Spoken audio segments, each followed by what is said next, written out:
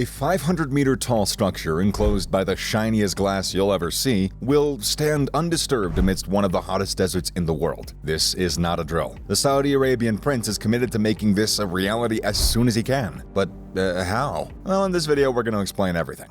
Imagine a city with no roads, no car emissions, and running on 100% renewable energy. This is the line, 170 kilometers long, 200 meters wide, and 500 meters above sea level. At this height, it's taller than most skyscrapers in the world, but its slim occupation leaves 95% of the land preserved for nature. Engineers and architects struggled for many years to visualize the concept of this beautiful megacity. Still, on July 25th, His Royal Highness Mohammed bin Salman, the Saudi prince, unveiled new details and a montage of visuals, revealing various aspects of his future city. But this isn't just a vanity project. In his press release statement, the prince urged people to find new ways to coexist in harmony with the planet. According to him, by 2050, 1 billion people will have to relocate due to the rising CO2 emissions and sea levels. Why should we sacrifice nature for the sake of development? Therefore, we need to transform the concept of a conventional city into that of a futuristic one. The line is a revolution in urban living that's going to guarantee harmony between humanity and nature. The project has a lot of advantages. It can hold up to 9 million people while taking only 34 square kilometers of land. It'll have a vast, elegant mirror glass facade reflecting the surrounding desert's beauty. The environment is carefully planned to ensure that microclimates are created, guaranteeing the right amount of sunlight, shade,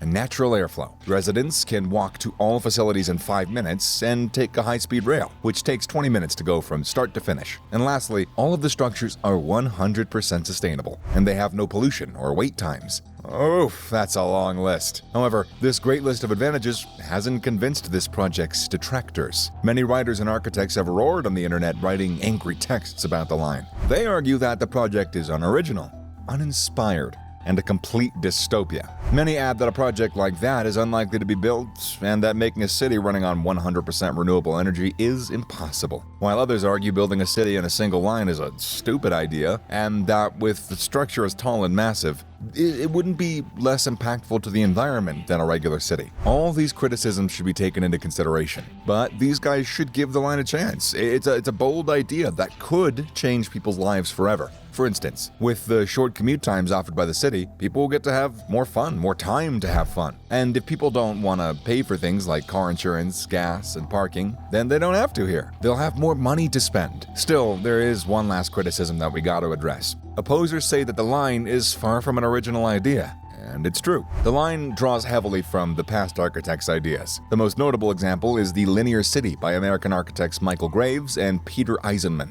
Their idea was to make a long, straight line of cities from Boston to Washington, mainly focusing on a 35-kilometer stretch in New Jersey. Their plans called for a vast structure made up of 2 long, thin buildings, one for factories and the other for homes, offices, and shops. Though the similarities are clear, the line is its own project. And if everything turns out well, it's going to see the light of day pretty soon. But even though we've debunked the main criticisms, this doesn't mean the project's perfect. There's an alarming aspect that we have to address immediately before things become too uncomfortable for future residents. Is the line truly a project for sustainability and convenience, or are there other, darker intentions behind the creation of the line? The line's head of technology, Joseph Bradley, intends to collect 90% of all available data from residents and smart infrastructure. Other smart cities, by contrast, utilize only about 1% of this information. Existing smart cities like Songdo in South Korea use data from Internet of Things sensors to notify residents when their bus is near, or reduce water waste. But nothing in existence comes close to the line's plan. An operating system called NEOS will coordinate all data collection on the line. Clearly, this is significant cause for alarm. Numerous sensors, cameras, and facial recognition technology are going to be installed along the line. This could lead to a level of government surveillance previously unimaginable in such a confined area. That's particularly terrifying when we remember Saudi Arabia is a country where homosexuality is illegal. LGBTQ people are persecuted, and women have next to zero rights. If you're part of one of these groups, how could you get out of a city like that? How could you be sure of your safety? And even if you don't fit into these groups, God only knows what the Saudi Arabian government would do with your data. Bradley mentioned residents would have the option of choosing how much personal data that they submit to NEOS. But he ended his statement by saying, "An individual's right to privacy is theirs, but the ability to use that information is directly correlated to the value they receive." Would you feel safe trading your personal information for convenience? If the alarming surveillance at the line has made you fearful, then I got a little bit of good news for you. Other cities are being built that will offer a futuristic experience without stealing your data. The following projects are going to blow your mind. Jeddah Economic City is a 5 million square meter project being built in the Saudi Arabian city of Jeddah in the Hejaz region. This will be a skyscraper city. The Jeddah Economic City will be made up of 210 towers. Every tower will have more than 30 floors, except for the most important building in the city. Jeddah Tower is planned to finally surpass the Burj Khalifa as the tallest building in the world, with an impressive height of 1 kilometer.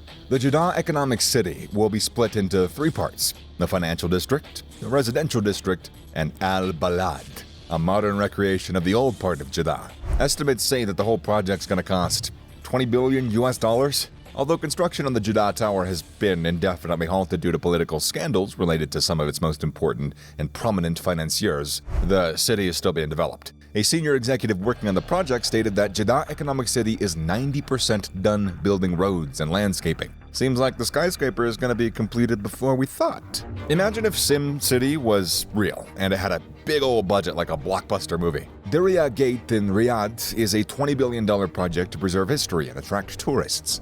This development is expected to bring in 25 million visitors every year and house 100,000 people. Once it's done, it'll be the world's largest cultural and heritage development site. But what do you do if you visit there? Isn't it going to be, boring? No! The Diriyah Gate is going to have more than 20 Saudi cultural attractions, making it the most walkable collection of heritage and culture in the kingdom. You'll also be able to meet new people, explore ancient locations, shop, eat, live, and work. But what are going to be the highlights? A series of outdoor plazas and a 3-kilometer escarpment walk with views of the historic Wadi Hanifa are some of the best parts of the project. Now that you're all excited about this project, you might be wondering when's it going to be ready. The truth is that Diriyah won't be built in a day. At the moment, 9 museums are being built, while monumental complicated infrastructure work on roads, utilities, and metro stations are all in the works. After Phase 1 completes at an undetermined date, new assets and openings should happen every year until the project is finished in 2030. The Middle East has a real problem. If climate change keeps getting worse, people won't be able to live in the countries around the Persian Gulf in a few hundred years. So how do you build a modern city that can stay alive in the Arabian desert? By positioning the buildings by local example, making temperatures drop by 8 to 10 degrees. That's how the architect firm Henning Larsen plans to fix this problem. The company looked to the old part of Riyadh, which was built using traditional Arabian methods for ideas. There, the streets are set up according to prevailing winds, which helps keep the city cool and airy. But that's not all it has to offer. Wall Street better beware. The King Abdullah Financial District will be turned into a special economic zone. This will make Saudi Arabia a more attractive place for foreign investment because many international companies will move their headquarters to the KFAD. But the KFAD won't be boring if you don't enjoy finances. It'll have a mix of retail, hospitality, residential, cultural, and commercial buildings, and just attractive public spaces. The financial district is getting ready to open to the public in the near future. According to updates, the KFAD's construction and equipment work are almost done